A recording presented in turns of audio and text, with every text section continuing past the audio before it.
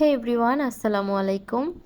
মোরগ পোলাও রান্না করার জন্য একটা পাত্রে পরিমাণ মতো তেল নিয়ে তেলটা গরম হয়ে আসার পর আমি এতে দিয়ে দিয়েছি পেঁয়াজ কুচি, 1 কাপের মতো পেঁয়াজ কুচি দিয়েছি, আর কয়েকটা কাঁচামরিচ ফালি করে দিয়েছি। দিয়ে পেঁয়াজ আর মরিচটাকে কিছুক্ষণ তেলটার সাথে ভেজে নিয়েছি। ভেজে আদা রসুন বাটা দিয়ে দিয়েছি।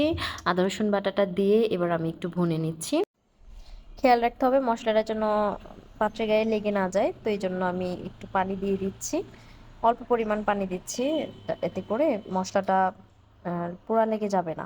আগে থেকেই মাংসের পিসগুলিকে আমি টক দই, সামান্য আদা রসুন বাটা আর মরিচ গুঁড়া দিয়ে আর স্বাদ মতো লবণ দিয়ে মেখে রেখেছিলাম।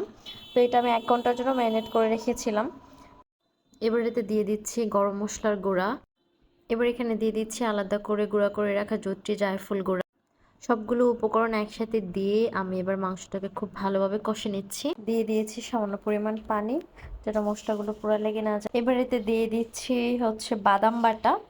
আমি এখানে 1/2 কাপের মতো বাদাম বাটা দিচ্ছি। এবার দিয়ে দিচ্ছি পরিমাণ মতো পানি। বাদাম বাটাটা লাস্টের দিকে দেওয়ার কারণ যেন বাদামটা লেগে না যায়। বাদাম আবার লেগে যায়, তো সেজন্য পানিটা দেওয়ার কিছুক্ষণ আগেই দিয়েছি। এবার ঢেকে দিচ্ছি। ঢেকে দিয়ে কিছুক্ষণ জাল হতে দিয়েছি। তো মাঝখানে কয়েকবার ঢাকাটা তুলে আমি নেড়েচেড়ে দিয়েছি যেন মশলাগুলো লেগে না যায়। মাংসের পিসগুলো কিন্তু সিদ্ধ হয়ে গিয়েছে। রান্না শেষের দিকে পাত্রটা তুলে নেওয়ার কিছুক্ষণ আগে আমি দিয়ে দিচ্ছি আগে থেকে করে রাখা পেঁয়াজ বেরেস্তা। পেঁয়াজ বেরেস্তাটা দিয়ে এটা মাংসের সাথে একটু ভালো করে মিশিয়ে নিচ্ছি। মাংসটা রান্না শেষে আমি পোলাওটা রান্না করার জন্য একটা পাত্রে পরিমাণ মতো তেল দিয়েছি।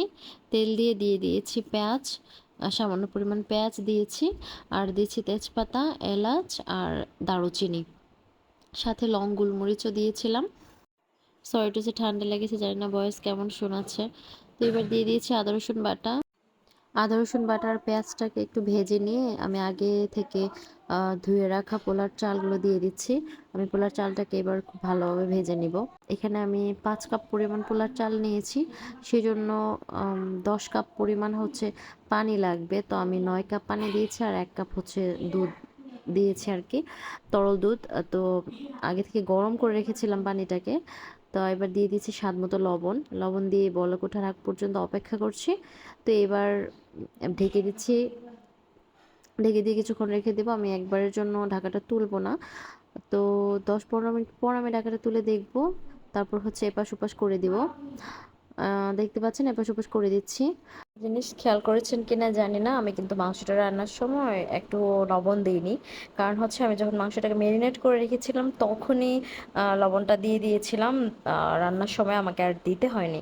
তো এবার আমি পোলাওটাকে এপাশ ওপাশ করে দিয়ে আমি আবার ঢাকা দিয়ে দিয়েছি। দিয়ে এবার তুলে আমি যেই মাংসের থেকে যে মশলাটা কিছু পরিমাণ রেখে দিয়েছিলাম ওটা দিয়ে দিচ্ছি, এতে করে পোলার স্বাদটা বেড়ে যাবে। সেজন্য আমি এবার মশলাটাকে দিয়ে একটু মিশিয়ে নিচ্ছি। মিশানোর শেষে আমি আবার একটু দমে দিয়ে দিব। আমার পোলাওটা কিন্তু রান্না হয়ে গিয়েছে। তো এবার আমি কিছুটা পরিমাণ পোলাও একটা প্লেটে নিয়ে নিব। এবার দিয়ে দিচ্ছি মাংসের পিসগুলি। মাংসের পিসগুলি দিয়ে আমি এতে দিয়ে দিচ্ছি কাঁচামরিচ, কয়েকটা কাঁচামরিচ দিয়ে দিয়েছি।